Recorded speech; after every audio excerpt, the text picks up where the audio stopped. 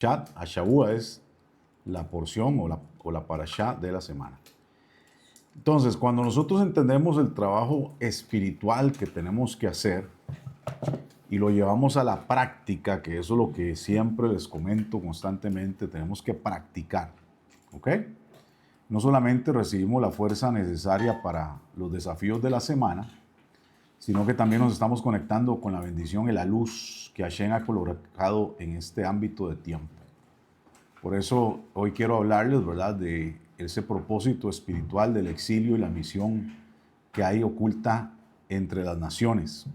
Nosotros a través de la parashá de esta semana podemos entender el poder que hemos recibido para traer redención a las naciones. Siempre podemos hablar muchísimas cosas de cada parashá. Es bien difícil abarcarlo todo, sería realmente imposible. Ni aún así enseñando toda la semana, todos los días. Podríamos pasar tal vez años estudiando solo una porción semanal. Pero es importante, por lo menos para mí, poderles dar lo que yo creo que nos va a ayudar en el momento que estamos, en el presente, donde tenemos que hacer algo para poder avanzar y poder crecer cada semana, ¿no? Entonces, vamos a ver la siguiente imagen, por favor.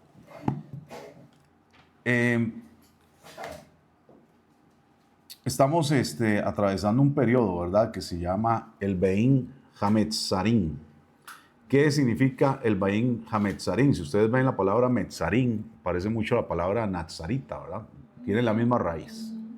¿Por qué tiene la misma raíz? Porque un Nazarita, que es la fe que nosotros tenemos, nosotros somos creyentes en Yeshua Mashiach, seguidores de la Torah, desde la enseñanza nazarena.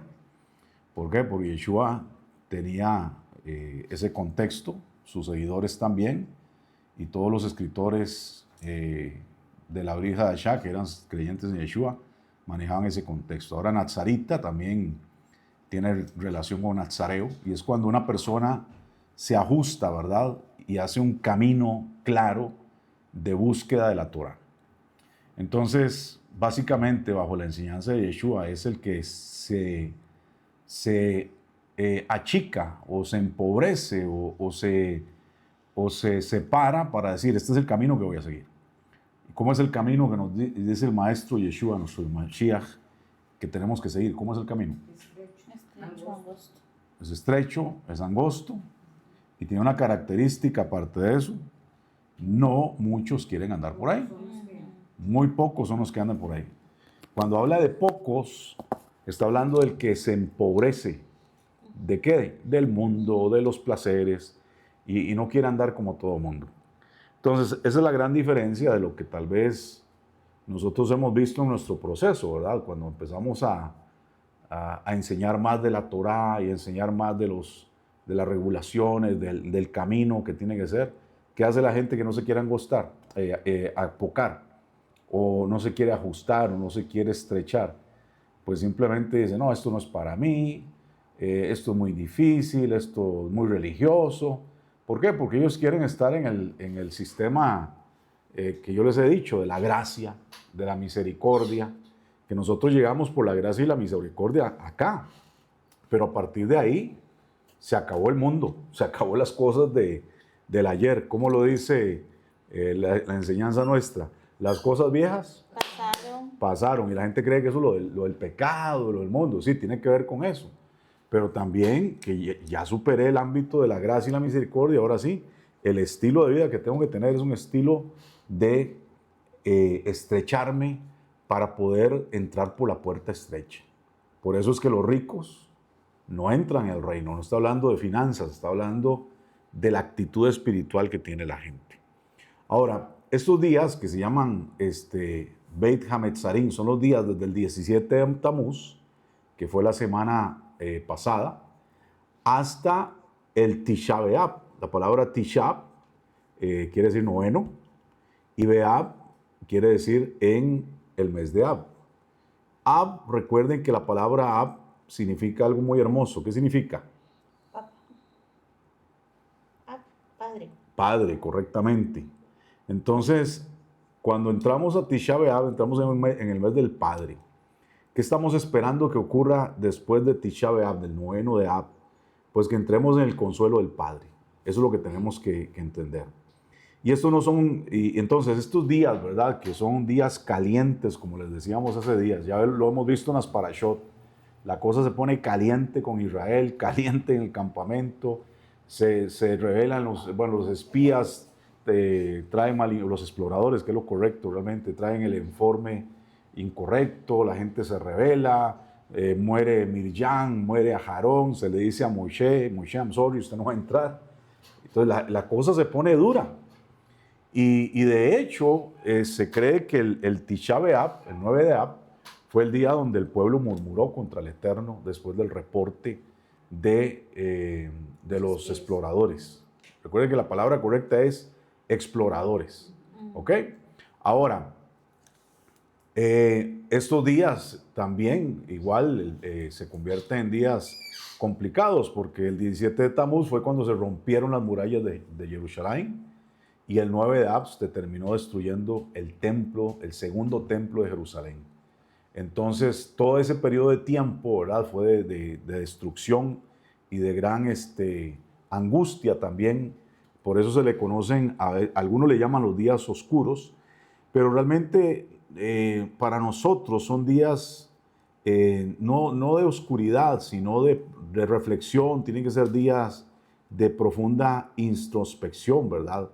Y como dice ahí en su pantalla, ¿verdad? Se dice de estos días que son como días de ocultamiento de la Shejinah en ese estado de latencia, es decir, como que esa presencia divina ya no es tan fuerte o como que nos cuesta, pero no es que no está, simplemente es la percepción que hay. Estos días también tienen la misión de que a pesar de la dureza que hay, nosotros podamos revelar la luz. ¿Y cómo vamos a revelar la luz? Oración, Teshuvah, ¿verdad? Eso es muy importante en estos días, leer salmos, estudiar la Torá, estudiar la parashá de la semana, hacer las liturgias, hacer las oraciones, guardar el Shabbat como tiene que ser, porque son días, ¿verdad? Donde en esta aflicción, como dice ahí están los yushirim, los sufrimientos, y como hemos hablado los miércoles, nosotros podemos en estos días, por la influencia que hay espiritual, vivir una vida kármica, ¿verdad? Donde todo es, ando en modo neutral y la paso duro y complicado, y ya como que nos acostumbramos de que, ay, me duelen las cejas y ya me acostumbré a que me duelen las cejas, ¿verdad? Ay, que tengo tal problema y ya me acostumbré a que el problema es así. Ay, que siempre ando limitado, y bueno, y siempre estoy limitado y no hacemos nada al respecto. Pero cuando, como les decía los miércoles, o sea, tenemos que salirnos de esa carretera kármica y entrar en la carretera de la verajá y el shalom, la bendición y la paz, que son las fuerzas que van a romper todo este caos que hay en estos días. Entonces, no es que el ambiente nos tiene que definir, pero sí nos advierte que eso es lo que está pasando. De hecho, hay mucha gente que están en otras corrientes místicas que hablan de que hay una energía muy fuerte en la tierra, que hay movimientos que se están dando y la gente anda pasando días complicados, que no pueden dormir bien. Entonces ellos mismos, que no conocen tal vez lo que nosotros conocemos, dicen, tienen que ponerse a meditar. Hay que elevar la conciencia, y eso es lo que nosotros tenemos que hacer. Y eso es realmente el camino que nosotros estamos aprendiendo. Entonces son días que tenemos que usar para desarrollar la capacidad de la redención, a pesar de que hoy estamos en un exilio físico. ¿Por qué estamos en un exilio físico? Porque nos toca luchar contra mucha adversidad, porque no estamos en Israel, no estamos en la tierra, no estamos en un ambiente kosher, no estamos en condiciones donde fácilmente podemos guardar muchos mandamientos, pero nosotros recordemos lo siguiente, a pesar de que hay una dispersión, hay un exilio, nosotros somos recogidos en Mashiach Yeshua. Amén. Somos su pueblo, somos su rebaño. Amén. Y esa es la confianza que nosotros tenemos para nosotros seguir adelante a pesar de los días malos. Entonces, a pesar de este periodo que son así estrechez, ¿verdad? Bueno, son días para hacer un trabajo espiritual bien intenso. Por eso el día miércoles les enseñé la meditación del mes. Y les dije, practíquenla todos estos días. Les recomendé leer salmos, les recomendé... O sea, no perdamos la conciencia espiritual, porque a veces andamos en modo neutro, ¿no? y la excusa es que no tengo tiempo, no puedo orar, no puedo leer, no puedo, todas las excusas de siempre, está bien, usted las puede poner en la mesa, pero usted va a llevar una vida, y perdón la expresión vulgar, de puro garrote. O sea, va a llevar palo y palo y palo porque no se alinea. Pero si usted se alinea con el Eterno, usted va a andar sobre las circunstancias, ¿ok? Siguiente. Entonces, estos días que se habla de que esa Shejinah, ¿verdad? Como que la presencia divina está en un ambiente complicado. Bueno, nosotros tenemos que entrar también a entender que nosotros estamos en una responsabilidad diferente. Por eso se habla de que la fractura original que se da para todo lo que marca este tiempo es precisamente lo que ocurrió con los exploradores. Ese pecado, de donde el Eterno les da un envío, hace que ellos, en lugar de entrar así como en la carretera del propósito divino que está arriba, donde hay, ok, vayan a explorar la tierra. ¿Y qué tenían que venir? A decir, uy, hay gigantes, y nos van a aplastar, y nos van a comer, y somos como langosta. No, el Eterno no. O sea, el enfoque tenía que ser diferente. Y traer buenas nuevas. ¿Ah? Traer buenas nuevas. Claro, vayan y digan, wow, sí, esta es la tierra que fluye leche y miel. Sí, aquí hay unas uvas grandotas que parecen melones. Wow, aquí, no, hombre, la tierra es vasta, es riquísima. La tierra es buena, muy buena. No, pero vinieron llenos de... O sea, ¿qué es lo que estaban viendo realmente? Lo que había en su corazón, lo que no habían logrado superar para poder elevarse a otro diseño. Entonces, así es lo que pasa en nuestra vida. Si tenemos una misión, hoy tenemos una misión y vamos a hablar de eso. Entonces, ¿qué vamos a estar viendo? ¿El propósito divino? ¿O todos los errores, todas las fallas, verdad? Todas las fallas que hablan de temor, de desaliento, de murmuración, de incredulidad, etcétera, etcétera, etcétera. ¿Por qué? Porque si el doctor te dice, tienes tal situación, ahí hay un salto cuántico. Ya, ahora sí, me siento enfermo, lo que no me estaba fallando, pero el doctor me lo dice, ya me duele. ¿Por qué? Porque estamos rotos a veces y no hemos trabajado eso. Entonces decirle al doctor, muchas gracias por su diagnóstico, que el Eterno lo bendiga, pero yo voy para arriba. O sea, está bien, ya sé que eso está ahí, lo voy a trabajar, pero yo voy a estar en otra dimensión. Entonces, ¿qué pasó? El llanto de esa noche, la queja de esa noche, todo eso que hubo, de hecho el Talmud lo menciona, ustedes lloraron sin motivo y yo voy a establecer este día como un tiempo de llanto para las generaciones futuras.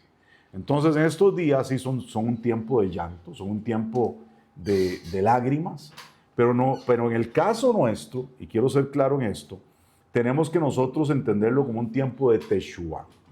Y me gusta algo que dice el Arizal. Él dice, si en estos días tú derramas las lágrimas, o sea, el Eterno ha decretado, tú tienes que derramar tantas lágrimas en el año. Eso se decreta en Yom Kippur, ¿ok? Pero si tú en estos días derramas lágrimas, las situaciones que van a provocar derramamiento de lágrimas durante el año se te van a disminuir. ¿Por qué? Porque estás cambiando tu dolor circunstancial para entender que en estos días tenemos que hacer una introspección espiritual. Nuestra oración se tiene que elevar. Que en estos días vamos a recuperar un diseño, que vamos a estar hablando de eso, porque somos desafiados ¿a qué? A que en medio de los días oscuros nosotros encontremos la luz escondida. Y esto es algo que Pablo nos lo dice. Despierta, tú que duermes. ¿Y qué va a pasar? Te alumbrará Mashiach. Te alumbrará Mashiach. Levántate entre los muertos. Entonces tenemos la opción de estar ahí en la quejumbradera, ¿verdad? Y que estemos quejándonos de todo, o nos levantamos para estar donde tenemos que estar. Isaías también lo dice, aunque oscuridad rodee la tierra, sobre ti amenazará tu luz. Pero antes de eso dice lo mismo que dice Pablo, levántate, resplandece, porque la gloria, la Shejinah, ha venido sobre ti. Amén. Entonces son días que a nosotros nos enseñan a descubrir la redención en medio del exilio. Por eso quiero que nos preparemos bien. El Tisha B'Av es creo que el 23 de julio, si no me equivoco, que es un día de ayuno. Y vamos a estar en estos días intensos viendo las cosas desde otro lugar. Amén. Amén. Digan amén ahí en México, en Colombia y en las naciones. ¿Ah? Amén, amén. Entonces, eso, ya se les activó el fuego pentecostal. Amén, amén. Entonces, una de las oraciones más significativas durante estos días es la oración nocturna, el arbit, ¿ok? Y la oración de la noche es fundamental para estos días. Cada vez que oramos, de hecho en la noche, hay una frase que dice, desarrollamos en nuestra conciencia la capacidad de ver la redención en el exilio, la luz en la oscuridad y las oportunidades dentro de cada desafío. Ese es precisamente el trabajo espiritual en estos días. Entonces, si usted está pasando días difíciles, dolorosos, llenos de incertidumbre, pues a confiar en Hashem.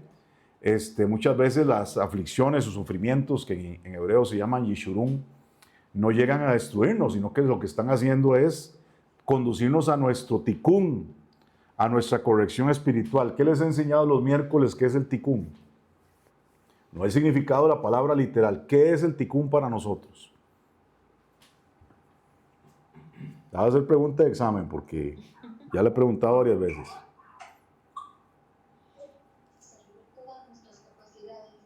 Exactamente. Tikkun para nosotros es desarrollar nuestro máximo potencial. En ese sentido es ser como Mashiach.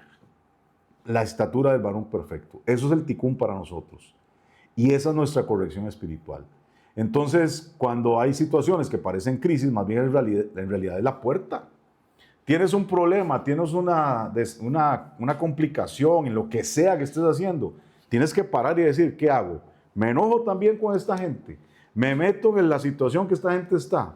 ¿Me hago toda una novela por esto? O digo, no, a ver, ¿cómo yo estoy en esto para resolver las cosas con sabiduría? ¿Cómo yo estoy en este ámbito? Porque el Eterno, en medio de esta gente que está en oscuridad, en medio de esta adversidad, en medio del problema, a mí es el que me ha dado la luz para que brille. Y cuando yo activo ese tikkun, cuando yo activo esa capacidad de ser como Yeshua, la gente que está alrededor no lo tiene que notar. O sea, yo no me voy a ir a enredar con los problemas de ellos. Y si yo estoy ahí, ¿para qué es? Es para tirarles luz y que la gente se alinee, para que mi vida se alinee, para que todo lo que me rodea camine como tiene que caminar. Entonces, Matot Masei, estas parashot nos traen una conciencia. Tenemos que alcanzar la plenitud espiritual. Y no solamente estamos hablando del pueblo de Israel allá en la tierra, estamos hablando de las naciones de la tierra. Hay algo importante que es bueno tenerlo claro, y es que desde Adán, ¿verdad? Desde Adán a Rishon, el primer Adán, ¿verdad? ¿Qué era el trabajo de Adán en el principio? A ver, ¿quién sabe? Cuidar el jardín. Exactamente. Entonces, desde ese momento, desde que Adán fue asignado con esta misión, y pasando por los patriarcas, pasando por David Amelech, pasando por los profetas, pasando por los sabios, pasando por los escritores de los textos, ¿cómo se llaman? De la mística hebrea, el Zohar, etcétera, que se conocen como los Mekubalim. Cuando usted escuche la palabra Mekubalim, son los autores de todos los textos místicos, ¿verdad? Y los del Talmud, por ejemplo. Hasta llegar el momento que aparezca nuevamente Elías Anabí, que lo estudiamos la semana pasada. Hasta llegar al momento que llegue el Mashiach. El propósito ha sido y será siempre el mismo. ¿Cuál es el propósito que nosotros tenemos? Ya hablamos que personalmente es el máximo potencial, que es el como Mashiach. Pero el propósito es que toda la humanidad alcance esa corrección final, que se conoce en hebreo como el Gemar Hatikun. Que haya una corrección universal, un tikkun de las naciones.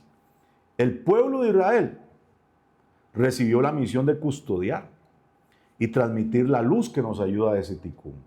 Obviamente, eso estamos hablando de la Torá, y por eso es que el pueblo de Israel fue puesto, colocado, para revelar la ética, la santidad, el conocimiento de lo hoy en la tierra. Hoy en día, como nunca antes en la historia se ha visto, hay un montón de rabinos. Usted puede poner YouTube y le salen rabinos hasta en la sopa. ¿Qué están haciendo esos rabinos? Hablando de Torah, hablando de Torah, hablando de Torah. ¿A quiénes? A todos nosotros. A todos nosotros. Yo recuerdo creo que fue en el año 18 que estuve en España con un rabino. Estábamos en un curso de meditación. y había una persona que le decía a este rabino, pero ¿por qué tú les estás enseñando nuestros secretos a los gentiles? Y entonces este rabino, que para mí él está muy, muy, muy adelantado en el tiempo, ¿verdad? Porque el tipo habla unas cosas que a uno le vuelan la cabeza. Él decía, porque ya el tiempo llegó. Ya el tiempo llegó. Y eso es lo que está sucediendo. Ya la luz de la Torá está siendo transmitida a las naciones. ¿Y qué dice, por ejemplo, si alguien quiere leer Zacarías capítulo 8, que alguien diga yo y lee Zacarías 8, 23. 24 y 20, 23, 22 y 23. Sí, adelante. Zacarías 8, 23. 22, 23, por favor. Y vendrán muchos pueblos y fuertes naciones a buscar a Elohim de los ejércitos en Jerusalén y a implorar el favor de Adonai.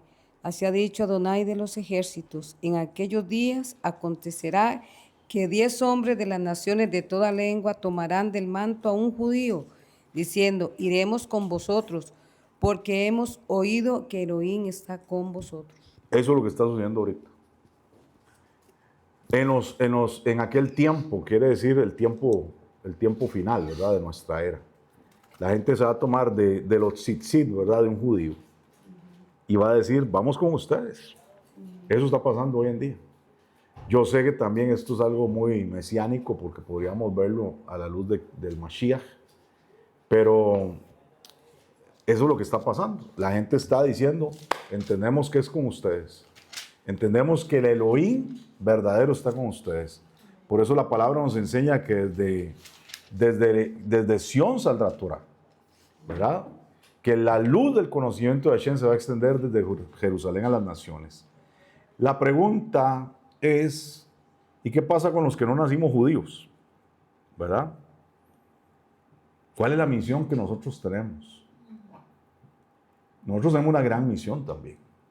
Tal vez es un poco, yo creo que más desafiante inclusive.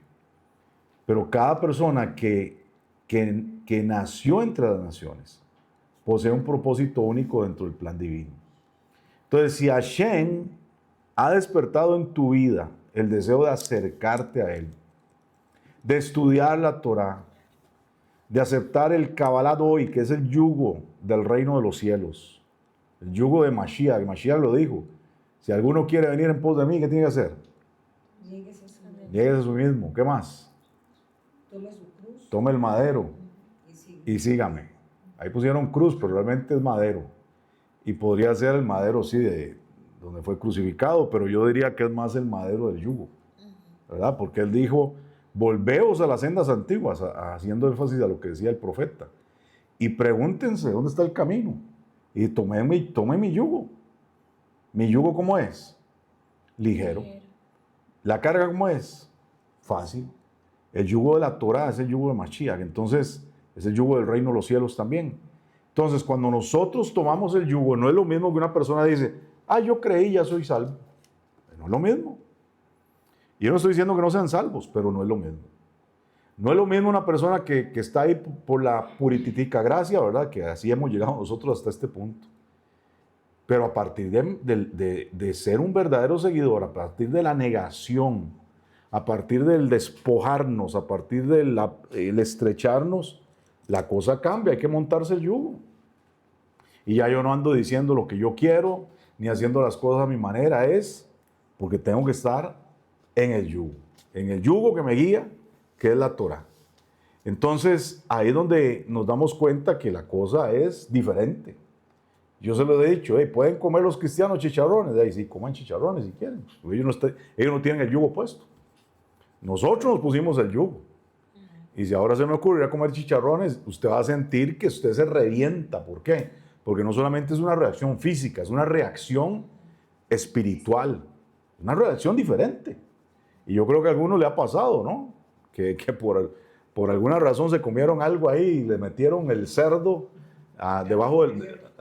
Le metieron un gato por liebre y rácata. Usted dice, ¿qué pasó? Como que usted siente la frecuencia como que se descompuso, ¿verdad? Y eso es lo que pasa. Entonces nosotros Tenemos que entender esa realidad. Y todo lo que hemos llegado a vivir no es que nada sucedió por casualidad. Igualmente no nacimos fuera de Israel por accidente, ¿verdad? Yo antes cuando estaba chiquillo yo decía, ¿y por qué yo no nací en Alemania, verdad? Con ojos azules y como 2 metros de alto. Bueno, ahí nací en Costa Rica y tocó otra cosa. Pero nada fue por accidente. Igual el que piensa eso, ay, yo hubiera querido nacer en Israel y ser judío y toda la cosa. Bueno, usted no está aquí por accidente y tiene una misión extraordinaria. Nosotros nacimos entre las naciones y no lo hicimos por error. Y todo forma parte del diseño perfecto del Eterno para nuestra vida. Yeshua, muéstrame la pantalla, invita a los discípulos a entender algo. Vea lo que dice. Vea lo que dice en Mateo 6:28. Ahí dice, consideren los lirios del campo, ni aun Shelomó se vistió como uno de ellos. Luego dice, no se venden 2 pajarillos por una moneda, ni uno cae sin que vuestro Padre lo permita. O sea, nosotros no caímos en cualquier lugar si no fue la voluntad del Padre. Entonces, ¿qué quiere decir esto? Si el Eterno nos ha posicionado en cualquier lugar, Él no se ha olvidado de nosotros. Si Hashem no olvida una flor, no olvida el gorrión, no ha olvidado tampoco nuestra vida. Estamos posicionados estratégicamente para un diseño divino. Esa es la realidad. Entonces, hay una parábola que tienen los judíos, ¿verdad? Dicen que un niño pregunta a su padre, ¿por qué nos ha tocado movernos de arriba y para abajo, verdad? ¿Por qué hemos andado en tantos países para allá y para acá y nos hemos mudado tantas veces? Y su padre le decía, porque toda la persecución que hemos vivido, todos los desafíos, es porque Hashem lo ha permitido para que donde vayamos, llevemos la luz de la Torah. Para que lleguemos a pueblos de la tierra donde no existía la luz de la Torah. Y es una gran realidad. Es lo mismo que sucedió cuando los apóstoles, ¿verdad? Y los primeros seguidores de Yeshua empezaron a crecer en Jerusalén, ¿verdad? La cosa se puso bonita en Jerusalén. ¿Por qué? Porque ahora los fariseos que los odiaban, ahora estaban con ellos. Los sacerdotes estaban creyendo quién era el Mashiach. La gente estaba feliz porque todo el mundo se reunía, repartían cosas entre ellos, nadie tenía necesidad, o sea, la comunidad se puso linda. Entonces, cuando la comunidad se pone linda, todo está kosher, todo está bonito, usted no quiere irse para ningún lado, ¿cierto? Pero se les olvidó algo. Vayan y sean testigos. ¿Dónde? Jerusalén, Judea, Samaria y hasta lo último la tierra. Pero ellos no querían salir de la zona de confort, porque aquí todo estaba precioso, aquí todo estaba bonito, todo, tú me amas, yo me amo, vosotros os amáis, ¿verdad? Entonces no había incomodidad. Entonces, ¿qué tuvo que hacer el Eterno? Les tiró un Pablo para que los agarrara a paulazos, ¿verdad? Le empezara a perseguir con esta gente que todavía no eran creyentes, obviamente, en el Mashiach. Y empieza la persecución. Entonces, ahora sí, ¿qué hacemos? Cada uno huyamos por donde podamos. Y ahí empezó la expansión del mensaje de Yeshua en medio de las naciones en el mundo antiguo, ¿no? Pero igualmente, es lo que nosotros debemos de considerar, que el Eterno permite a veces que nos movamos, que andemos de allá para acá, porque sea como sea, la luz de la Torah tiene que llegar a diferentes lugares. Entonces, cuando nosotros atravesamos momentos de incertidumbre, nos sentimos que nuestra vida carece de sentido, tenemos que recordar esta verdad. Nunca nuestro Padre nos va a abandonar. Amén. Nunca nuestro Padre nos va a abandonar. En esta parashá, si nosotros, bueno, hay varias cosas interesantes que podríamos discutir. A mí me llama mucho la atención que lo primero que hay es una guerra santa, así yo lo veo. Una guerra que mira, que el Eterno le dice a Moshe, ve y hazle guerra a estos madianitas y extermínenlos todos. No sé qué tanto podemos comparar el mal que le hace Madián a Israel con el mal que le hace Egipto a Israel, ¿verdad? Los egipcios fueron más terribles. Los egipcios mataban a los niños hebreos y se bañaban con la sangre de los niños hebreos. Los ponían dentro de las paredes donde estaban las construcciones, los mezclaban a los niños con el barro y la paja para los ladrillos, ¿verdad? Inclusive, dice que tenemos que odiar, no hay que olvidar lo que hizo Amalek, ¿verdad? Que Amalek se metió por detrás y mató a los que iban detrás del campamento, que eran los más débiles. Entonces la pregunta es, ¿y por qué no se declara la misma guerra ni con Egipto, ni con Amalek, ni con Madián? Yo lo que puedo ver es que en todo caso, lo que hace Madián, obviamente por instrucción de Bilán, ¿verdad? Ya sabemos quién fue Bilán, era un atentado directo no solamente contra el pueblo, sino contra la santidad del Eterno. Por eso lo que hace Pinjas es no solamente matar a esta gente para parar la peste, él está defendiendo el honor del Eterno. Eso es lo que estaba haciendo Madián contra el pueblo. Interesantemente, cuando se piden que vayan a la guerra, sucede algo que nadie, que antes, bueno, que normalmente no tiene que suceder. Los sacerdotes tuvieron que ir a la guerra. Ahí dice que Eleazar fue a la guerra. Y Pinjas tuvo que ir a la guerra. Y es interesante, ¿por qué? Porque no podían ir a la guerra. Ellos eran los que cuidaban el espacio sagrado. Ellos no podían llegar y contaminarse con muertos y matar gente, porque ellos estaban ahí para cuidar la santidad del espacio sagrado. Pero el Eterno los manda a la guerra. Los manda a la guerra y les dice, vayan y hagan lo que tienen que hacer, igual que todos los demás. Ahí está Firulais inquieto. Entonces, ¿qué es lo que ocurre? Empezamos a ver que el Eterno permite algo que tal vez no era común, ¿verdad? Pero lo interesante acá es con el hecho de que, por favor, ahí nos ayudan con los micrófonos, gracias.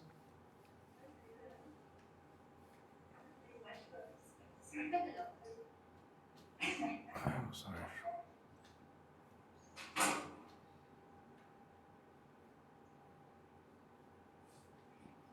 Ya, ok. Bueno, entonces hay algo interesante porque Pinjas va a la batalla, eso lo dice el Midrash, y en la batalla obviamente estaba Bilán haciendo sus maleficios y conjuros y toda la cosa. Y la única forma de derrotar a Pinjas era llevando a la batalla la placa de oro que decía Santidad Adonai.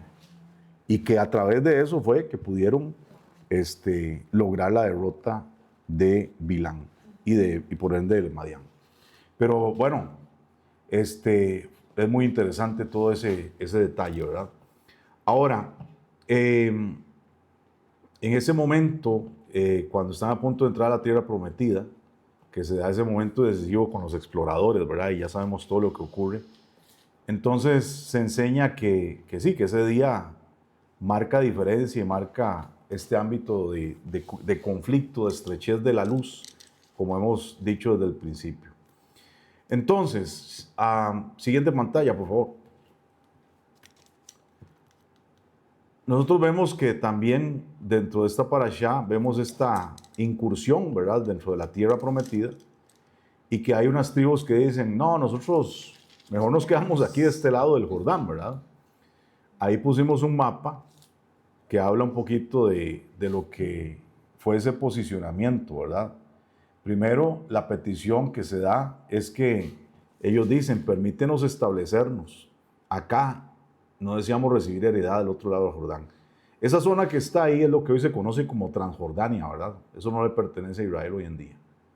Pero eran los lugares donde estaban los pastizales que ellos necesitaban.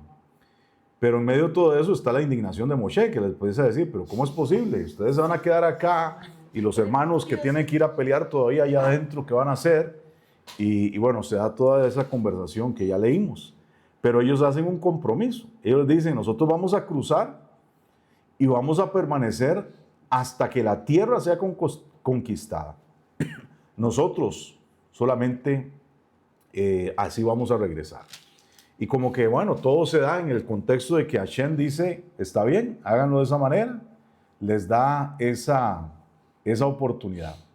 Esas tribus que querían incursionar, que están en el 32 del 1 al 5, eran las tribus de Reubén, la tribu de Gad, y la mitad de la tribu de Menashe. ¿Ok? Entonces, esas son las tribus que hacen esta petición. Y hay algo muy interesante que podemos leer de lo que ocurre en este aspecto, ¿verdad?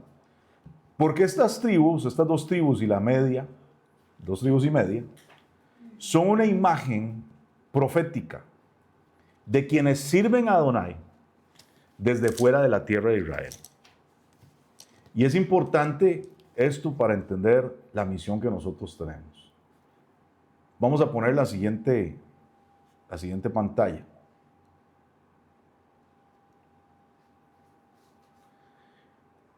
Aquí hay una lectura cabalística, ¿verdad? Según los maestros místicos, Reuben, Gad y Menashe, tienen esa representación, ¿verdad? Los que tienen la misión de revelar la luz de la Torah, no dentro de Israel, sino fuera de Israel. Entonces, cuando hablamos de la misión, ¿verdad? En hebreo se conoce como la Gilgul Neshamot, la vocación. Cada alma tiene una misión geográfica y espiritual específica otorgada para el Creador, y cuando eso lo entendemos no hay accidentes. Por ejemplo, si a mí me dicen, mire, váyase a África porque usted tiene que ir a orar y que en África van a pasar cosas, yo no sé. Porque yo no tengo una asignación para estar en África en este momento. ¿Me comprenden? Y curiosamente, hay que entender que a veces el Eterno te asigna un lugar y en ese lugar todo sucede. Te vas para otro lugar y no te salen las cosas. ¿Por qué? Porque sí, el Eterno tiene una asignación geográfica. Y a mí, nosotros nos ha pasado, mi esposa y yo hemos ido a ciertos lugares, usted llega a un lugar y usted dice, wow, aquí como que todo fluye. Pero usted va a otro lugar y ¿saben qué? Nada pasa. Ya que no saben, eso le sucedió a Yeshua. ¿Verdad? Él llegó a ciertas ciudades, no recuerdo el nombre ahorita cuáles eran, tal vez la maestra ahí nos puede contar.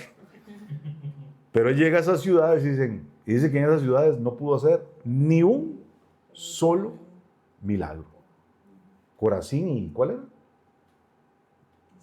Él se lamenta sobre esas ciudades. Y dice, bueno, Corazín y Betsaida, si no me equivoco.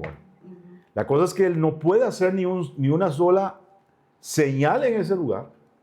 ¿Por qué?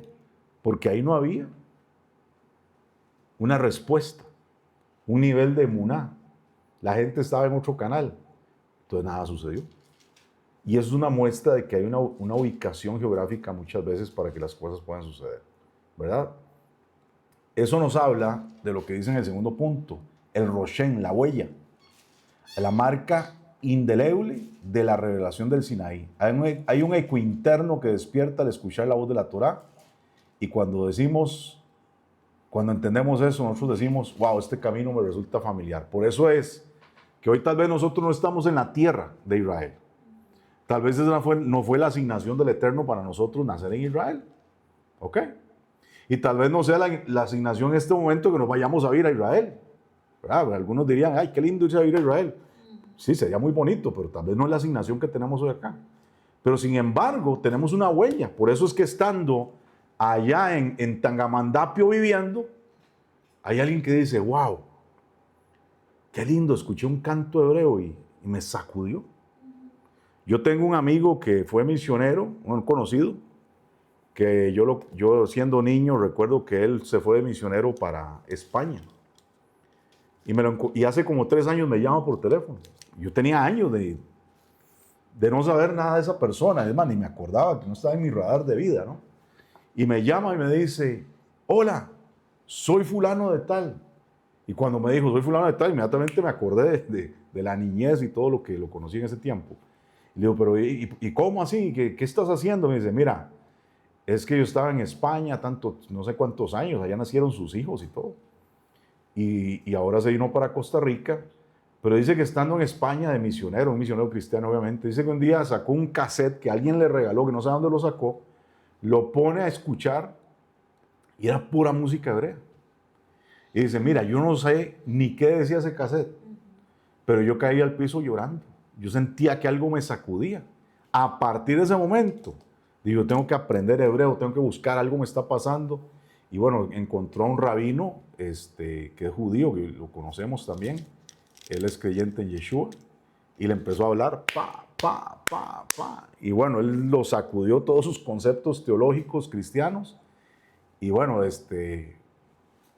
cuando llegó a hablar a la iglesia donde trabajaba, lo que estaba aprendiendo, lo echaron, ¿verdad? Y hasta ahí llegó esa parte, ¿no? Pero lo interesante es que él es nicaragüense, enviado de Costa Rica para estar allá en España, y allá en España, ¡pah!, lo toca la luz de la Torá. Bien curioso, ¿no? Y esa es la huella que nosotros tenemos en nuestra vida. Y eso, en tercer lugar, nos habla de la identidad espiritual. De hecho, la palabra Israel se puede leer también como la palabra Yasharel. Es una permutación del nombre de Israel. Y la palabra Yasharel significa directo hacia Dios. Entonces, cuando tú eres Israel, porque nosotros somos Israel en Yeshua, amén. ¿Qué quiere decir eso? Que nosotros estamos dirigidos hacia el Eterno. Por eso a mí, cuando yo escucho gente que no son gente de la Torá, pero son cristianos, por ejemplo, y son antisemitas, yo digo, esa gente son gente desconectada, ¿verdad? Cuando es más, yo tuve una persona que me lo dijo a mí, una persona muy importante en ese momento para mí, me dijo, es que cuando yo veo un talit, cuando yo veo un shofar y cuando veo a alguien hablando en hebreo, yo me quiero vomitar. Así me lo dijeron. Entonces yo dije, o sea, a ver, hay una desconexión ahí muy fuerte, ¿no? De hecho, la palabra Yehudí también se puede leer es una raíz, perdón, de la palabra Jodá, y la palabra Yehudí significa vivir con gratitud. Entonces, ¿cuál es la identidad espiritual que uno debe tener? Que estamos dirigidos hacia el Eterno y vivimos con gratitud. Muchos de nosotros nacimos en México, Colombia, Venezuela, Costa Rica, Tangamandapio, donde sea. No nacimos en Jerusalén, no crecimos rodeados ni de yeshivot, no comimos desde niño kosher, nos daban chicharrones. O sea, estábamos en otro canal totalmente. Sin embargo, eso es lo interesante. Hashem despertó nuestro corazón y ese deseo de conocer la palabra. Amén. Eso no es casualidad, para nada.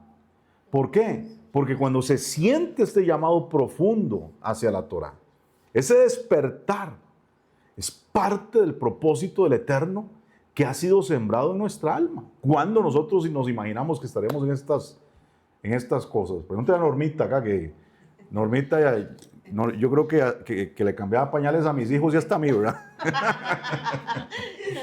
Norma tiene como 30 años de dar para arriba y para abajo con nosotros, ¿verdad? Algo así. ¿Y qué se iba a imaginar en ese tiempo que iba a estar una de estas? ¿Cuánta gente hemos visto pasar debajo del puente?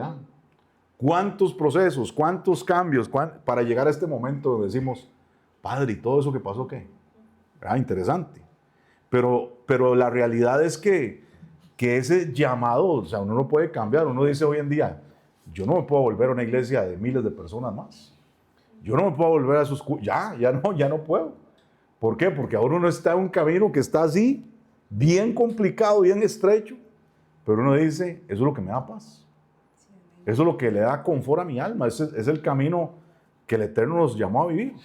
Entonces, eso es exactamente esa relación con ese despertar. Hay algo muy místico. No quiero entrar en eso para no traer problemas a esta enseñanza. Pero hay algo que sucede en el alma que es un evento que se originó en el Sinaí. ¿Por qué? Porque en el Sinaí, y lo digo de esta manera, usted que no había nacido y nació miles de años después, usted estaba presente. Usted estaba presente a través de alguien que estaba ahí. Porque en ese lugar, en el Sinaí, estaban las 70 naciones de la tierra en ese lugar presentes. Entonces no sabemos quién estaba ahí, pero que estábamos ahí. En los lomos de alguien, en el alma de alguna persona de los que estaban ahí. Esa es la realidad. Y eso es bien poderoso. ¿Por qué? Porque nadie llegó a la Torah por accidente. Nadie. Cada alma tiene una misión específica en el mundo. Eso es lo que se llama el Roshen Sinaí, la huella del Sinaí. Por eso es que cuando empezamos a aprender estas cosas, aunque son muy nuevas, porque miren, cada vez que uno puede aprender alguito, ¿verdad? En esto, yo me considero muy lejos de ser un maestro de la Torah, muy, muy lejos. Pero cada vez que uno estudia un poquito, uno dice, wow, es que de verdad que soy tan ignorante, tanto que falta por conocer. Pero por lo menos cuando uno conoce algo, dice, es que esto como que me hace sentido. De hecho, mi esposa y yo lo hemos hablado. Hay cosas que hoy estamos aprendiendo que de repente uno dice, wow, pero es que sí, es que tiene todo el sentido, como que eso ya en alguna parte de esa historia de 30 años, Normita, uno dice, como que sí, uno pensaba en eso, pero como nadie hablaba de eso, uno decía, no, eso es una locura, ¿verdad? Uno debe estar como para el psiquiátrico nada más. Pero la realidad es que hoy cuando la lee dice, wow, eso tiene todo el sentido. O cuando se lo enseñan, uno dice, wow, esto de verdad estaba ahí ya grabado, porque desde el Sinaí, todas nuestras almas estaban marcadas con la huella del Sinaí. Entonces, eso es el despertar de que uno dice, quiero aprender, quiero crecer, quiero seguir adelante, y eso es bastante poderoso. Por eso los maestros enseñan que una de las características fundamentales del servir a Hashem es decir, yo vivo agradecido. Y el que aprende a reconocer esa cada bendición que viene del Eterno, va a desarrollar una conciencia verdaderamente judía. Obviamente en el sentido espiritual del término, porque Pablo lo dice claramente. Nosotros no somos judíos por afuera, tal vez no tenemos cara de nada, ¿no? Pero por dentro tenemos un judío. Y esa es la realidad. Amén. ¿Ok? Entonces, hay una siguiente pantalla, por favor. Hay una enseñanza bien simbólica con el tema de las tribus que entraron. Ahí tenemos, por ejemplo, el nombre de la tribu de Gad y la tribu de Rubén, que fueron las dos tribus que quedaron enteras. Si nosotros tomamos las letras, recuerden que le llamamos símbolos también, de la primera letra de la palabra Gad, que es la Gimel, y le sumamos la primera letra de la palabra Reuben, que es la Resh, pues la suma de Gimel y Resh nos da una palabra que es la palabra Ger. ¿Qué significa Ger? Forastero, converso. Cuando hablamos de un Ger, estamos hablando de un gentil, ¿ok? Que se hizo seguidor del Dios de Israel, ¿ok? Eso es muy importante. En el Nuevo Testamento hay una confusión entre ese término, porque se habla de gentil como el que no tiene nada que ver con el Eterno, no, pero Ger, en ese sentido, tiene que ver con el que es un forastero, una persona de las naciones, pero que decidió ser un converso. Entonces, la sensación de no pertenecer completa a la cultura circundante. Entonces, sí, obviamente el Ger dice, ya yo soy llamado, sí, tengo ese sentir en el alma, pero tal vez no soy 100% aceptado. Digamos, hoy en día nosotros llegamos a la sinagoga un Shabbat y nos hacen echados, ¿verdad? Porque nada tenemos que estar haciendo ahí. Aunque no sepamos la liturgia, aunque sepamos hablar hebreo, aunque no sepamos el Talmud, la Halajot, lo que sea, pero no vamos a estar ahí. ¿Cuál es la bendición que nosotros tenemos? Que nosotros no necesitamos aprobación de un Beit Din, de una corte de justicia judía. ¿Por qué? Porque la aprobación nuestra es por medio de Yeshua, nuestro Mashiach. Amén. Por eso dice la palabra que yo no soy rechazable. ¿Por qué? Porque yo soy acepto en el amado. A mí me puede rechazar todo Israel si quieren. Me pueden rechazar todos los rabinos que existan. Me pueden decir lo que sea, pero yo en Yeshua soy parte de Israel. Amén. Soy acepto en el amado. Ahora, si nosotros hacemos lo mismo, pero con la última letra, que en el caso de Gad es la palabra Dalet, y la palabra de Rubén es la palabra Nun, en ese caso la Nun Sofit, pero la sumamos Dalet más Nun, sería la palabra Nad, que está ahí también. ¿Qué significa Nad? Significa nómada, peregrino. El estado de transición constante superando barreras culturales, lingüísticas o comunitarias. Y eso, representado en Gad y en Reuben, es lo que somos nosotros. Somos forasteros, somos seguidores de la Torá, somos conversos por medio de Yeshua Mashiach, pero ¿qué estamos hoy en día? Pues en el exilio, digámoslo así. En las naciones somos nómadas, estamos de aquí para allá, como que no tenemos una identificación con las cosas de este mundo, ¿verdad? Porque vivimos aquí en Moravia, en Guadalupe, en México, donde sea, y decimos, sí, es que estamos acá, y sí, aquí nacimos, pero uno dice internamente, pues que no somos de acá. Y Pablo, ¿cómo lo dice? Es que somos extranjeros, advenedizos en este mundo, peregrinos en este mundo. ¿Por qué? Porque nuestra ciudadanía está en los cielos, exactamente. Entonces, quien abraza la Torá fuera de Israel se convierte en un peregrino espiritual. Y el esfuerzo de aprender hebreo, conseguir alimentos kasher, encontrar una comunidad, bien difícil, pero ¿qué es lo que hace eso? Está elevando las chispas de santidad que son únicas. Y se los digo con toda convicción, usted celebrando un Shabbat, haciendo todo lo que tenga que hacer, fuera de Israel, tiene más méritos que un judío que está metido en una sinagoga en Shabbat allá en Israel comiendo kosher. ¿Por qué? Porque ellos tienen todas las condiciones, ellos están en la tierra, ellos tienen todo diseñado para guardar mandamientos, y no de ahora, eso no lo inventaron ahora, tienen miles de años haciéndolo. Pero usted que está aquí, como decimos vulgarmente en mi país, pulseándola, ¿verdad? ¿Qué es lo que pasa? Que tenemos más méritos que todos ellos, porque no tenemos las mismas condiciones, no tenemos las mismas situaciones. Ahora, quiere decir que tenemos que por eso entrar en una zona de confort y decir, bueno, yo hago lo que puedo. No, tenemos que siempre luchar, pelear, seguir haciendo las cosas de la mejor manera que podamos, ¿verdad? Siempre nos quedamos aquí hablando y decimos, es que cuando tengamos nuestro lugar y cuando tengamos nuestro espacio para reunirnos y tengamos todos los implementos y tengamos un Sefer Torah, las cosas van a ser bien hermosas, ¿no? Porque hemos pasado a otro nivel.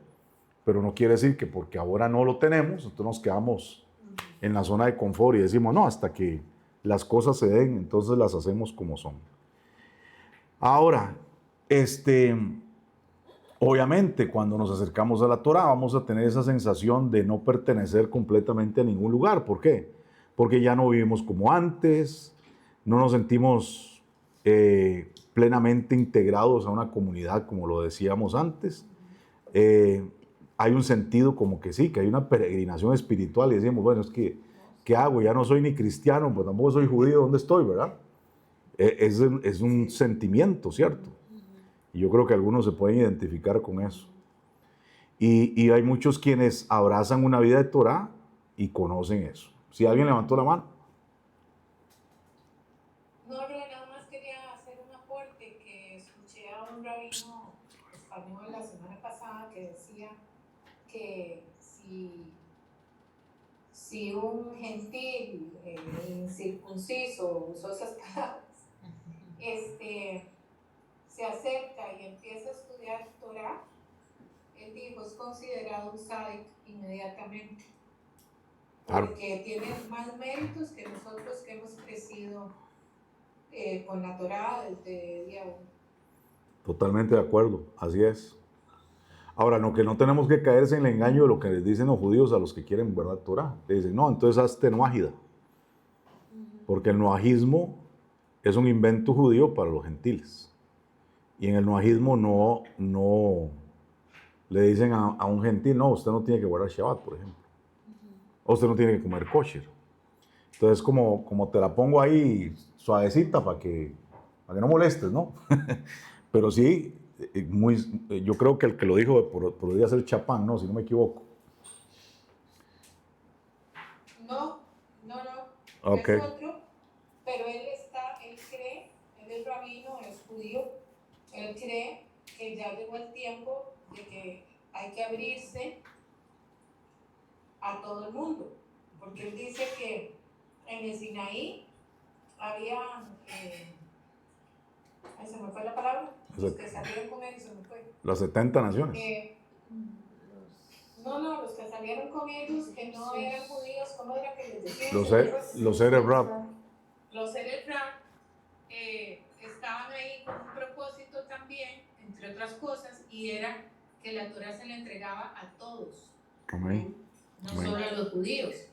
Entonces, de hecho, él enseña a no judíos, les enseña Torah, les enseña cómo hacer el Shabbat, les enseña todo. Excelente. Pero él dijo eso ese día, o sea, si usted ni crean que podemos hacer excepción, porque aquí alguien se acerca, quiere aprender, y nosotros tenemos la obligación de enseñarles, porque inmediatamente se le da la bendición del cielo como si fuera un sadí.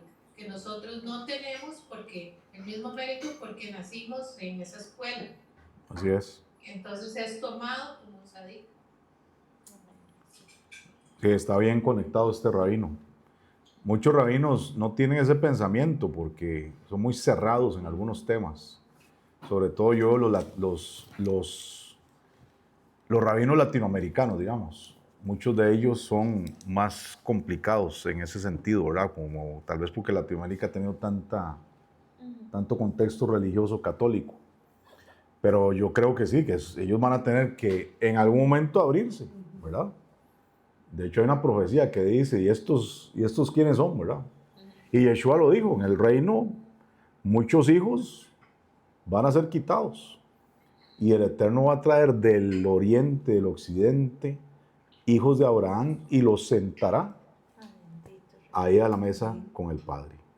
Ahora es interesante porque nadie puede negar que el primer ger converso, ¿quién fue? Cornelio. ¿No? Primer ger converso, ¿quién fue? Abraham. Abraham, exactamente. Cierto. Primer ger converso Abraham, que recibió pacto ni siquiera estando circuncidado.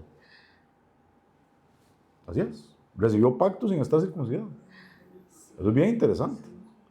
Pero bueno, De hecho, a él lo echaron, él fue a Jerusalén a decir que ya era la época del Masías, ya la era del Masías y que tenían que abrirse y lo echaron, ¿verdad?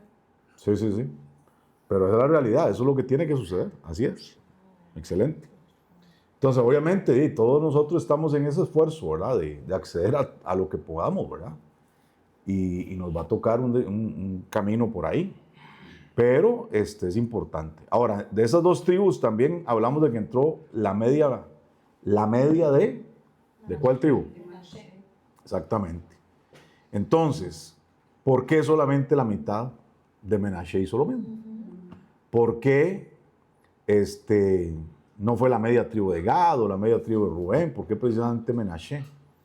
Entonces hay que recordar la historia de Menashe y de Efraín, ¿verdad? Ellos eran hijos de ¿quién? Joseph. De Yosef. ¿Dónde nacieron? Egipto. ¿Cómo se criaron? Egipcios y... Exactamente. Se vestían como egipcios, se criaron como egipcios, comían como egipcios. Les enseñaron todo lo que era la cultura egipcia, toda la teología egipcia, digámoslo así. Pero antes de morir, Jacob, ellos fueron llevados a su presencia para bendecirlos, ¿verdad?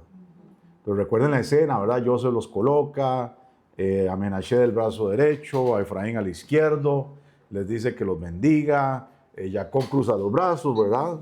Y toda la escena donde Joseph se enoja, le dice, no, pero es que el mayor es aquel, papá.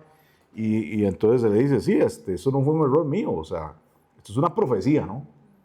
El menor será mayor, ¿verdad? El otro también va a ser grande, pero es que el menor va a ser mayor, eso es así. Y ahí empezamos a comprender parte de lo que es esa profecía. ¿Por qué? Porque la tribu de Menashe se dividió, por eso es que fue menor. ¿Se dan cuenta? Entonces, yo sé que en Raíces Hebreas está toda la narrativa de que nosotros somos Efraín y bla, bla, bla. Eso no tiene realmente no tiene tanto sentido realmente, pero bueno, dejémoslo ahí. No vamos a entrar a pelearnos con esta gente. Pero la realidad es que Menashe es algo muy profético. Siguiente pantalla. Menashe representa el puente entre Israel y las naciones. Vea qué interesante. ¿Por qué? Porque en el contexto histórico ya sabemos, ¿verdad? Todo lo que ocurre. Pero en la anatomía espiritual, la palabra Menashe tiene las mismas letras que la palabra Neshama. Si ustedes ven las que están así vertical, ¿verdad? Ahí dice Menashe de abajo hacia arriba, ¿verdad? La Mem, la Nun, la Shin y la He. Y si nosotros reacomodamos las letras, dice Neshama. Entonces, Neshama es la dimensión espiritual que conecta con Hashem. Ya lo hemos visto los miércoles, ¿verdad? ¿Cierto? Es la dimensión que conecta con Hashem. Es la dimensión también que dirige al Ruach, ¿verdad? Que es la parte emocional, la parte moral. ¿Recuerdan la imagen que les di del carruaje, verdad? El Ruach toma las riendas, ¿para qué? Para que el que tiene la fuerza física, que es la parte biológica, la parte vital, que es el Nefesh, sea dirigido correctamente. Entonces Menashe representa la capacidad del alma de mantener un vínculo inquebrantable con el Creador y también con Eretz Israel, sin importar la distancia geográfica. Menashe es el puente para que sin importar donde yo haya nacido, yo mantenga esa conexión con el diseño de ser parte del pueblo de Israel. Por eso es que la media tribu de Menashe permanece a un lado del Jordán y la otra sí entra. Esa es la escena. Entonces, eso es muy importante dentro del escenario que vimos de la bendición de Menashe y Efraín. Ahora, nosotros podemos vivir toda la vida fuera de Israel, podemos estar anhelando ir a la Tierra Santa algún día, pero si nunca tenemos esa oportunidad, si significa esto que somos menos. Yo nunca he ido al Muro de los Lamentos, ¿significa que soy menos? No, para nada, de ninguna manera. La Torah nos enseña totalmente lo contrario. Ahora, si vemos la siguiente pantalla, vamos a hacer otro juego de permutación con las letras hebreas. Ahí aparecen los nombres de esas tres tribus, Menashe, Gad y Reubén. Si usted saca la primera letra de cada una de ellas, nos da la palabra Magar. Y el significado de Magar es vencer, erradicar y exterminar. Eso es lo que significa Magar. Entonces esas tres tribus nos dan una palabra muy clave, ¿verdad? Que es la palabra vencer, erradicar o exterminar, la palabra Magar. Vamos a ver ahora más adelante por qué. Quédense con ese pensamiento. Siguiente pantalla. ¿Cuál ha sido la misión desde el principio, desde que hubo un caos en este mundo, verdad? Lo que sucede en el Gan Edén, en el jardín del Edén, el pecado, ¿verdad? Ese pecado de Adán y Javá provoca la ruptura de las vasijas. Eso es lo que se conoce en hebreo como el Shevirat Hakelim. Acuérdese de ese nombre, pégale un pantallazo, guárdelo, porque esa frase va a ser muy importante para los estudios de los miércoles. Shevirat Hakelim es lo que sucedió en el evento con Adán y Javá cuando pecaron. Se rompieron las vasijas. ¿Qué es lo que pasa? Lo que dice abajo, la dispersión. Incontables chispas de santidad cuando se dio esa ruptura de vasijas cayeron y se mezclaron en las 70 naciones. Es decir, ¿qué es lo que sucedió? Que cuando se dio esa ruptura del pecado en Adán y Eva, todas las chispas de la santidad, todo lo que estaba dentro de ellos, que era la imagen y la semejanza de Elohim, se regó por toda la creación. ¿Ok? Se regó por toda la creación. Ahora, en cierto sentido, algo que fue como bien complicado, se convierte en una bendición. Porque si podemos entender que toda esa divinidad que estaba en ellos, en Adán y Javá, explotó, por decirlo así, y se regó por toda la tierra, ¿qué es lo que pasa? Que hoy nosotros tenemos la oportunidad de hacer lo que se llama, y ya les mencioné, el Gamar Hatikum, que es elevar el alma para cumplir los mandamientos. En la dispersión empezamos a hacer la reparación, la creación a su estado original, preparando el reinado del Mashiach. Entonces, ¿qué quiere decir eso?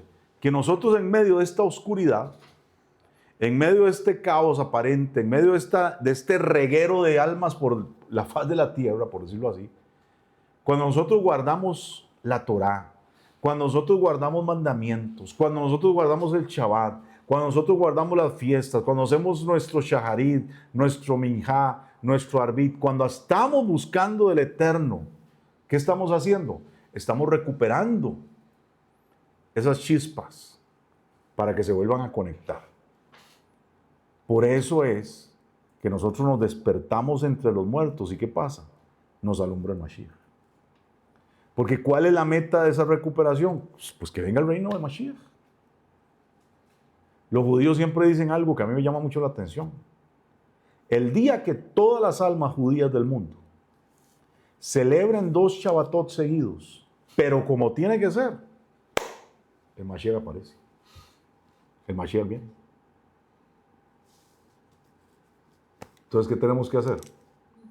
¿Esperar que venga Cristo en la nube y me lleve y me saque de este mundo desgraciado? ¿O trabajar en la rectificación, que Pablo lo dice, y siempre lo menciono, Romanos capítulo 8, la tierra, la creación gime, esperando la manifestación gloriosa de los hijos de Elohim? ¿Sí? ¿Cómo van Micrófono. Bueno, ¿Cómo van a hacer para celebrar un Shabbat todos juntos en unísono si, digamos, dentro de ellos mismos están fragmentados en cómo lo hacen por las tradiciones y demás? Es que tal vez no es una fragmentación, es un estilo de cómo se dan las cosas. Pero si en esencia el Shabbat se hace como se tiene que hacer, guardando lo que hay que guardar, las cosas se alinean. Ahora, eso es un dicho de ellos, pero ¿qué representa ese dicho? Que todas las almas tienen que hacer lo que tienen que hacer. Tiene que haber unidad. Que tiene que haber unidad, que cada uno o sea, porque como dice Pablo ahí, tal vez yo soy una parte del cuerpo no tan honrosa, pero si hago lo que tengo que hacer, estoy beneficiando todo el cuerpo. ¿Me explico? Entonces, ¿qué es lo que tenemos que entender todos? Que hoy estamos en un aceleramiento, porque eso es lo que yo veo, de gente metiéndole duro a esto. A mí me entristece y ya me aburre ver en redes sociales, hay gente peleándose por tonterías en raíces hebreas, por puras estupideces. Mejor se calla cada uno y hace lo que tiene que hacer. Es lo que tiene que hacer, cada uno haciendo su función. Pero es más la criticadera, que yo sé, usted no sabe nada, usted es aquí, usted es allá. Eso fue lo que dicen los judíos, que trajo la destrucción del templo. Porque el primer templo se destruyó por la idolatría, por el pecado, por las abominaciones que habían en el templo. Y por eso llegó Nabucodonosor y lo reventó. Es más, dicen que Nabucodonosor, si hubiera sabido que destruir ese templo hubiera sido el caos de la humanidad, no lo destruye. Porque Nabucodonosor era un hombre muy sabio. Pero si él hubiera sabido lo que representaba la destrucción del templo, no lo destruye. Pero bueno, viene después la reconstrucción del segundo templo. ¿Por qué se reconstruye? ¿Por qué se daña el segundo templo? No es porque estaban haciendo los mismos pecados. Pero los mismos judíos dicen, era por el odio que había entre los hermanos. Eso fue lo que trajo la destrucción. Ahora, nosotros entendemos que era necesario para también que entendamos la función del Mashiach Yeshua, ¿no? Pero si eso fue lo que está sucediendo en la destrucción de aquel tiempo, entonces la pregunta es, si hoy nos mofamos los que creemos en Yeshua, de que nosotros somos el templo del Espíritu Santo, que nosotros somos el templo donde hoy habita, que no necesitamos un templo de Jerusalén, pero ¿cómo estamos entonces? Siendo un templo, maltratando a los hermanos, hablando mal de la gente, tirándonos palos en redes sociales. No, hombre, somos peores que los hijos de Satanás entonces. Entonces tiene que cambiar esa actitud. Y por eso es que, de verdad, yo en esos temas ni me meto, pero sí tenemos que trabajar nosotros en lo que tenemos que hacer y esforzarnos al máximo en este tiempo. Amén. amén. Entonces, no existe un rincón en el mundo completamente vacío. De todas esas chispas donde la creación se manifestó, tienen el potencial de la santidad, que eso es lo que hablábamos del Tikkun. Llegar a ser revelado en su máximo esplendor. De hecho, el Rambán dice que cuando Hashem insufló el aliento de vida en Adán, ¿qué fue lo que le dio? Le dio su esencia, lo que venía de él mismo. Pero esas chispas quedaron dispersas en las 70 naciones y el pueblo de Elohim también dispersado. Por eso es que tenemos que hacer esa elevación. Y yo creo que usted tiene que, a partir de ese momento, tener la conciencia que cuando nos reunimos a orar, que cuando nos reunimos a hacer un Shabbat, que cuando nos reunimos a hacer una fiesta, en todo lo que hagamos todos los días, en nuestra gestión personal, pero sobre todo cuando estamos juntos, no estamos ahí simplemente para llenar un vacío, no estamos ahí para llenar un espacio, no estamos ahí porque se nos ocurrió y no hay nada más que hacer. Estamos ahí porque estamos elevando la santidad. Estamos elevando la santidad. Siguiente, por favor. ¿Por qué servir a Hashem fuera de Israel es tan desafiante? ¿Por qué es tan complicado? Bueno, hay cositas ahí que podemos aprender, ¿verdad? El Arizal enseña que los pueblos a conquistar en la tierra de Israel, la tierra prometida, representaban 10 dimensiones de impureza. ¿Qué significan las 10 dimensiones de impureza? Lo que está opuesto a las 10 sefirot en tu vida. Obviamente, cuando usted ordena la sefirot, usted está ordenando su vida en un nivel de santidad. Pero ahí afuera hay un nivel de desafío. Por eso es que fuera de Israel la cosa se pone dura, ¿no? Entonces, por ejemplo, dentro de Israel, que era la tierra de Canaán, habían fuerzas a vencer, habían siete naciones que tenían que vencer. El Eterno les dijo, allá adentro hay 7 naciones más fuertes que ustedes. Hay un entorno espiritual, ¿verdad? Que nosotros entendemos que ya venciendo eso, ya en Israel se establece el orden de la Torá, hay centros de estudio, hay una tradición viva, hay una tradición de comunidad. Y la naturaleza del desafío es luchar contra 7 aspectos del mal apoyados por la santidad inherente de la tierra. O sea, la tierra como tal es una tierra de santidad. En el momento que usted se baja del avión en Jerusalén, usted tiene que entender que usted está en una tierra, en Israel, en Tel Aviv, usted está en una tierra de santidad. Ahora, cuando hablamos de lo que quedó fuera, ¿verdad? Como es el caso de Transjordania, digámoslo así, que es como estar entre las naciones, hay fuerzas a vencer, hay 3 reinos que tenemos que vencer. ¿Qué es lo que sucede? Que hay un entorno espiritual contrario, hay aislamiento, hay escasez de recursos kosher, hay barreras culturales desafiantes. Por ejemplo, hoy tenemos un desafío en el tema laboral, ¿verdad? Porque aquí no hay un sistema diseñado para guardar Shabbat. Aquí el sistema laboral está diseñado para guardar el domingo. Así es. Entonces, qué difícil uno que no tiene, digamos, una empresa propia, un negocio propio, encontrar un trabajo donde pues no haya que trabajar un sábado, ¿no?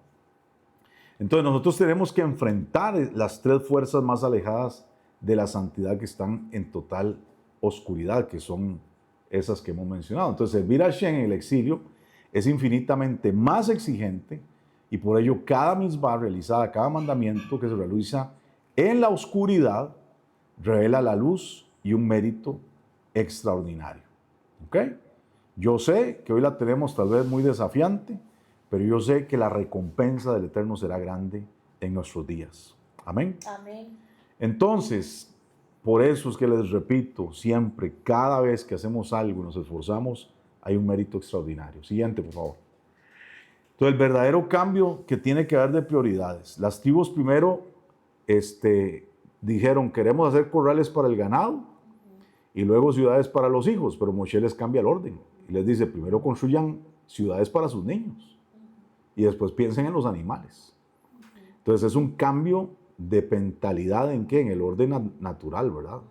La gente primero dice, no, primero trabajo, luego negocios, luego posesiones, y se olvidan del crecimiento espiritual de la familia en la Torah.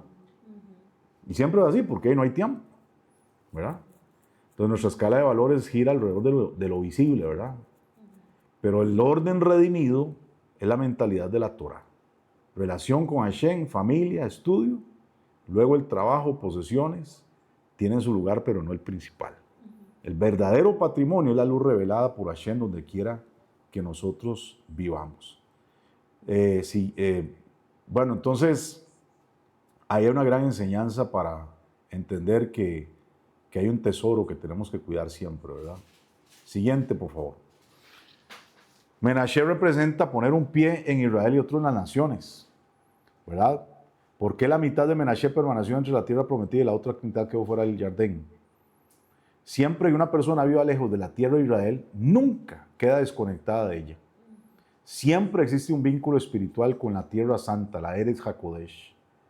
Por eso Menashe quedó dividido entre ambos lados del Jardín, para enseñarnos que la distancia geográfica no rompe la conexión espiritual con el Eterno ni con su pueblo. Hay algo que se llama los Balei Musar, que son los señores o los expertos en la ética. Y nos dicen que cada vez que una persona cumple una mitzvah, darse de acá, preparar una jalá, guardar el Shabbat, tener la mezuzá en la casa, recitar el Kiddush, bendecir cuando vamos a hacer los alimentos, el Shaharit, la Minjá o el Arbit, tomar el lulav en Sukkot, construir una sukkah. Nosotros tenemos que recordar que aún viviendo lejos de Israel, entramos espiritualmente en 3 círculos de santidad, que son los que están ahí. Cuando nosotros, por ejemplo,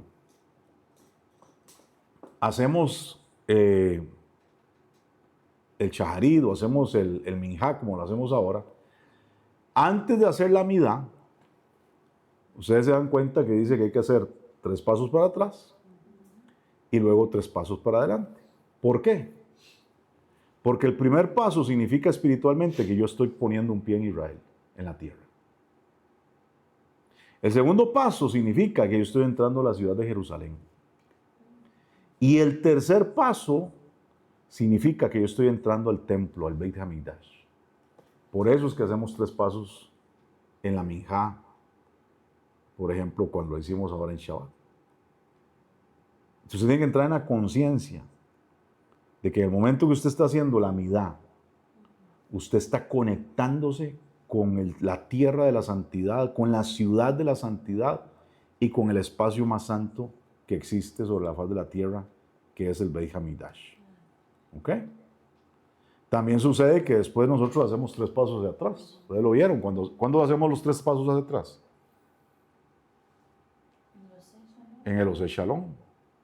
¿Y por qué hacemos 3 pasos atrás? Porque después hacemos la reverencia, primero a la izquierda, luego a la derecha y luego al centro. ¿Por qué? Porque estamos representando que salimos de la presencia del Eterno, donde está el trono celestial, y le estamos dando reverencia a los malajín que están a la izquierda y a los malajín que están a la derecha, y nos estamos retirando del espacio sagrado.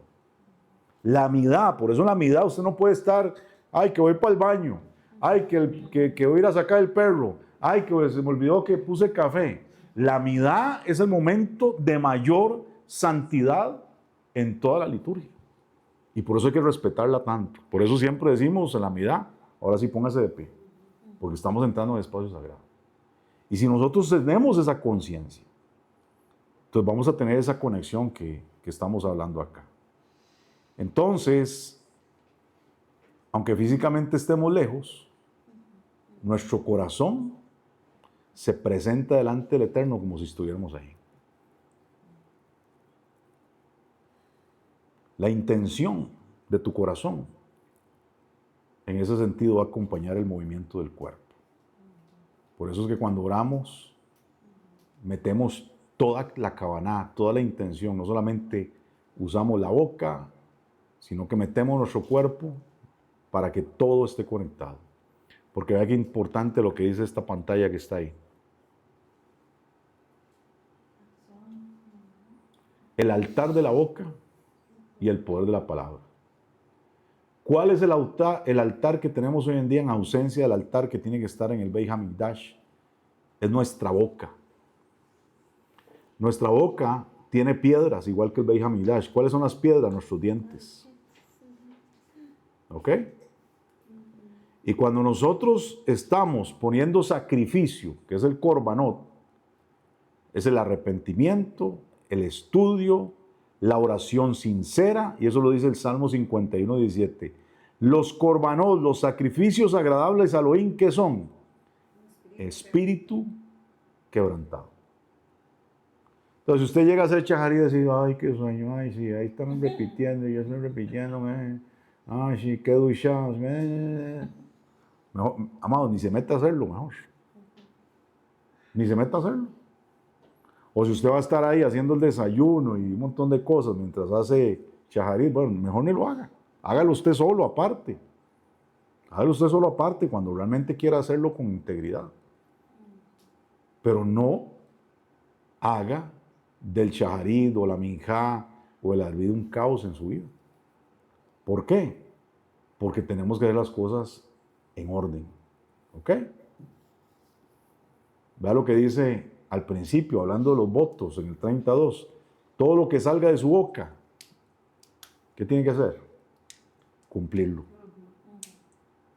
Entonces, mejor no diga nada a medias delante del Eterno en un tiempo de liturgia, un tiempo de abodá, porque el Eterno va a estar reclamando esas palabras. ¿Ok? La palabra del justo crea una realidad espiritual, por eso es que la boca es tan importante. Le repito, la palabra del sadiquín, del justo, cambia realidades espirituales. Una promesa incumplida genera caos. Nunca prometa lo que no puede cumplir. Por eso en el Ul hacemos algo, ahora viene el Ul pronto, que es la Hatarán de Darín, que es remover anular todos los pactos que hemos hecho con la boca. ¿Por qué? Porque después de esto, del Elul, viene el juicio de Yom Kippur. Y si usted ha hecho algo con su boca y no lo ha sostenido, viene el decreto en Yom Kippur, viene el juicio sobre su vida y usted va a tener un año de consecuencia por todo lo que usted hizo en ese año anterior que se comprometió y no cumplió. Entonces, cuando usted ora, usted tiene que imaginar que su boca es el altar. Usted tiene que sentirse realmente en ese lugar. Usted tiene que entender que realmente el meterle intención, el tener un espíritu quebrantado, tiene que ver con la actitud que usted tiene en su vida realmente. Entonces, pues alineémonos en ese sentido, ¿verdad? Porque estamos cambiando realidades en este sentido. Nuestra misión en las naciones, recordemos lo que decíamos antes, que las primeras letras de Menashe, Gad y Reuben hacían la palabra magar, que es vencer, erradicar o remover. ¿Qué es lo que hace Hashem con nuestras almas? Él nos está preparando para enfrentar la oscuridad ahí donde precisamente vivimos. Entonces, eso es lo que nosotros hacemos. Nosotros vencemos, nosotros desmantelamos, nosotros erradicamos, removemos, donde quiera que estemos en la faz de la tierra, los ámbitos de oscuridad. Por eso es que hay una lucha constantemente. Si usted no es consciente de eso, usted dice en su trabajo, es que a mí siempre me pasa eso en el trabajo. Usted dice en su economía, es que sí, yo siempre he vivido así. Usted dice en su familia, es que así somos nosotros. Es que es el apellido nuestro, así somos. En la salud, lo mismo. En todo, ¿por qué? Porque usted no ha entendido que usted está ahí ¿para qué? Para que parado en medio del caos, de estar fuera de un ámbito de santidad o fuera de la luz de la Torá, que tiene que brillar en todo lugar, usted está ahí para manifestar la luz. Y por eso usted ha sido llamado a vencer, a erradicar, a remover. Mashiach nos dice, no teman, confíen. En el mundo ustedes van a tener aflicción, van a tener oposición, van a tener desafíos, pero ¿qué tienen que entender? Yo he vencido el mundo. Pablo no lo dice. Nosotros somos más que vencedores en aquel que nos amó y dio su vida por nosotros. Entonces nosotros no podemos andar derrotados, quebrados. Sí podemos tener momentos difíciles, no digo que no. Si hay momentos para llorar, claro que sí. Pero tenemos que recuperarnos de eso. Y tener una conciencia superior. ¿Por qué? Porque esa es la historia que hoy estamos viviendo. Hoy lo que nosotros hacemos está beneficiando al pueblo que está en la tierra inclusive. Hoy lo que nosotros hagamos está beneficiando a los que no han llegado a la Torah. Sí, es un desafío, claro que sí. Por eso decía, no, ni somos de allá, ni somos de acá. Yo digo que somos como los hermanos sándwich, ¿verdad? Somos como la mortadela en medio del sándwich, ¿verdad? La boloñesa en medio del sándwich. Estamos ahí apretados tratando de ser bendición para unos y bendición para otros. Y bueno, nos toca. Pero eso es la realidad que tenemos hoy en día. Siguiente, hay una promesa para los que viven lejos. Salmo 91:15 dice, estaré con él en la angustia, en medio del Beit Hametzarim. ¿Qué es el Beit Hametzarim? Los días de oscuridad. Hashem acompaña a quienes permanecen fieles en la prueba. Esa es la promesa para nosotros. Podemos vivir físicamente fuera de Israel, pero trabajar espiritualmente desde adentro. Por ejemplo, en el llanto de Tisha B'Av se lee mucho el libro de Ja, es el libro de Lamentaciones, no como una desesperación, sino como un anhelo de que hagamos techuvá, de que sembremos por la redención. Entonces, quien se duele sinceramente, por ejemplo, por Jerusalén, tendrá el mérito de alegrarse con su reconstrucción, porque los que sembraron con lágrimas segarán con alegría. Esa es una gran promesa para todos. Entonces, creo que estas parashot nos están enseñando que sí podemos vivir fuera de Israel y al mismo tiempo trabajar espiritualmente de una forma muy especial. Y que nuestro corazón permanece unido con la tierra.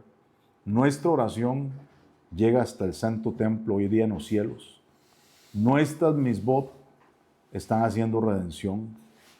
Y por eso, ya que nos perfilamos hacia Tisha B'Av, tenemos que prepararnos y profundizar, ¿verdad?, en esto que estamos haciendo hoy, que no podemos decir, a mí qué me importa si reconstruyen el templo, porque eso es en Jerusalén y como dicen algunos, no, eso es para que se manifieste el falso Mesías nada más.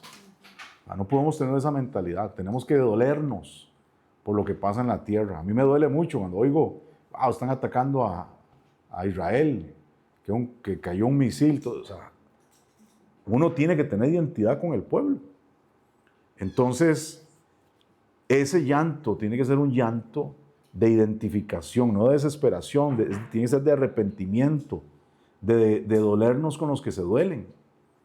Hay un comentario que dicen los sabios, quien se duele sinceramente por Jerusalén, tendrá el mérito de alegrarse en esa reconstrucción, como dice ahí. Entonces, que el Eterno nos conceda, amados, ver la restauración de Sión. Yo creo que nosotros vamos a verla. Y que vamos a ver la paz para Israel y las naciones. Y que vamos a ver a nuestro Mashiach Yeshua sentado en toda gloria y majestad, reinando desde Jerusalén todas las naciones de la tierra. Y yo creo que tenemos la oportunidad de ser esa generación que lo vea con nuestros propios ojos, que no veamos la muerte y que seamos transformados para estar en ese gran día. Amén. Bueno, si alguien quiere decir algo, pues este es el tiempo, ya que dejé de hablar yo. Sí, Zulema. Hola, buenas tardes. Buenas tardes. A todos. Shabbat Shalom. Es una pregunta. Bueno, estoy muy totalmente de acuerdo en lo que usted dice, porque pues precisamente Yeshua vino a preparar a todos, le importaban los gentiles, ¿no? Pero él se enfocó también en lo que es en Israel. Pero a él le importaban los gentiles porque por medio de Abraham son benditas todas las naciones. Así es. Él venía a preparar para que el mundo universal tenga salvación. Esto es una pregunta de dónde fue donde él lo hizo milagros. Pues donde él lo hizo muchos milagros, donde él nada más pudo salvar a algunos enfermos, imponiéndole las manos pues con su pueblo natal en Nazaret, con el fidelidad de su pueblo.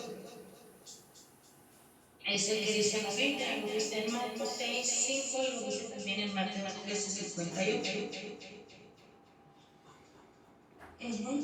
Y también de los gentiles pues vemos que hay muchos ejemplos.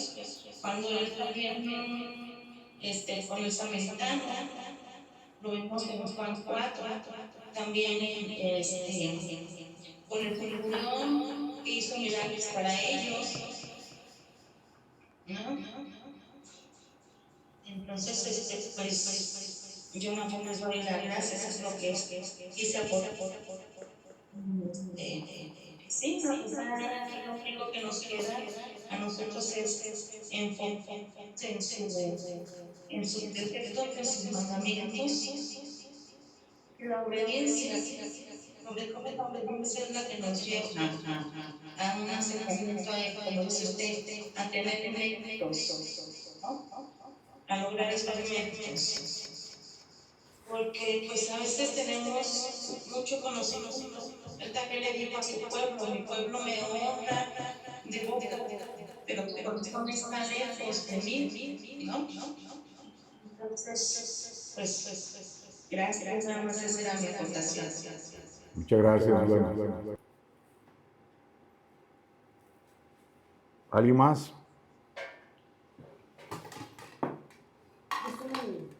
Micrófono por acá.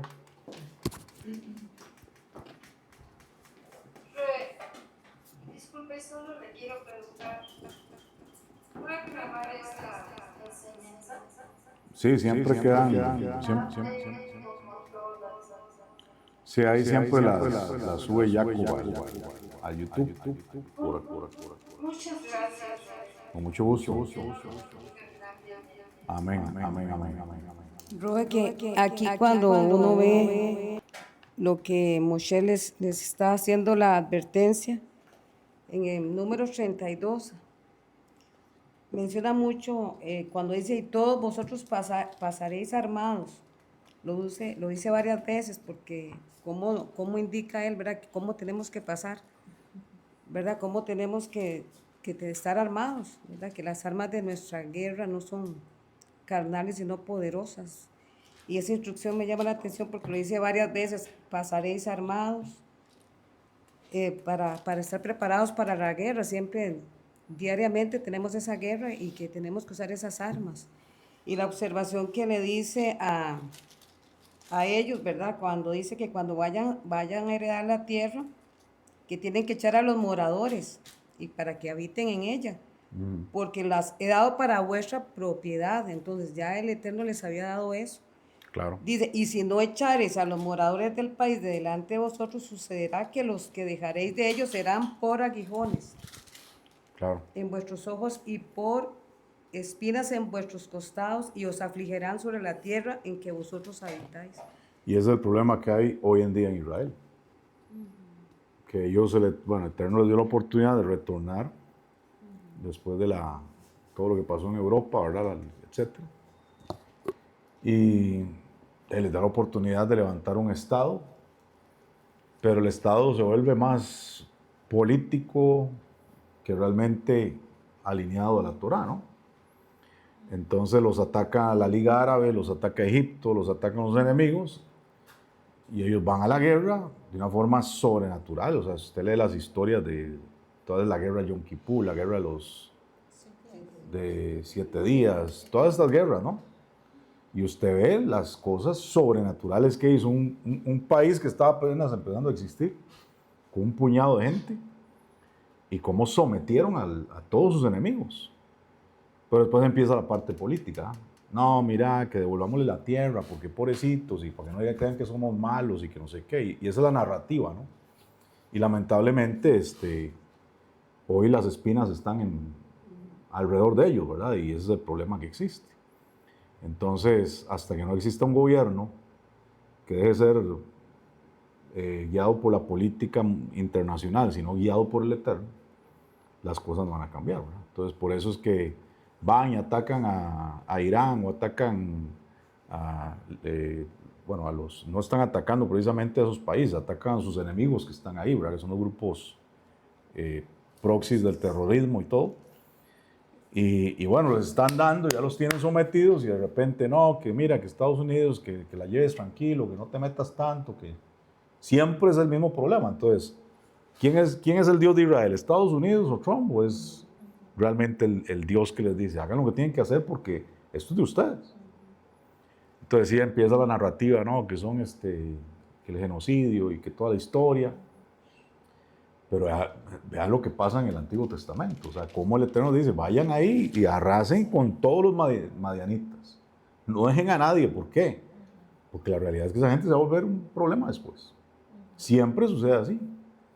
Entonces, algo nos decía Jacob ahora cuando estábamos compartiendo la comida al mediodía, y es esa mentalidad de que Dios dice eso, entonces lo humanizamos.